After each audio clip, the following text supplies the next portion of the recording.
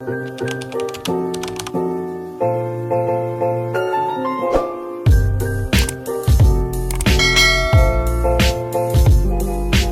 वालेकुम एवरीवन। तो आज हम बनाने जा रहे हैं आलू की भाजी।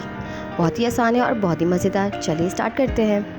तो सबसे पहले हम लेंगे 2 अदद प्याज, 2 अदद टमाटर, हरी प्याज, पुदीना, हरी मिर्चें और 4 दरमियाने आलू हैं जिनको मैंने छील लिया है और पानी में डाल दिया है ताकि काले ना हो। अब चलते हैं स्पाइसेस की तरफ। चाय 1 चम्मच, कलौंजी हम ले लेंगे हाफ़ टी स्पून, लाल मिर्च पाउडर हम ले लेंगे 2 चम्मच, धनिया पाउडर हाफ़ टी स्पून, ज़ीरा पाउडर हाफ़ टी स्पून, हल्दी हाफ़ टी स्पून, नमक हस्बे ज़ायका। चलिए अब रेसिपी स्टार्ट करते हैं। सबसे पहले हमने पैन में ऑयल गरम कर दिया था, जिसमें अभी हमने प्याज डाल दी है। प्याज को हम अच्छी तरीके से सौते करेंगे और जब तक ब्राउन ना हो जाए तब तक हम इसको पकाएंगे। अब इसमें हम डालेंगे 1 चम्मच अदरक लहसुन का पेस्ट, इसे भी हम अच्छी तरीके से भूनेंगे। कुटी मिर्च बताना मैं आपको भूल गई थी, तो इसलिए आप ऐड कर दीजिएगा। अब सारे वेजिटेबल्स ऐड कर देंगे। प्याज का कलर भी थोड़ा चेंज हो गया था।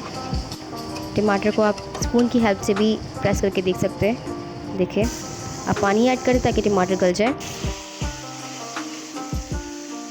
इस पॉइंट पे आके हम सारे स्पाइसेस ऐड कर देंगे। अच्छी तरीके से इसे मिक्स कीजिएगा। देखिए आप कितना प्यारा कलर आया है इसका। देख सकते हैं आप इसका कलर कितना खूबसूरत हो गया। अब इसमें हम हमारे आलू जो हमने रखे थे हमने वो ऐड कर दिए इस पर।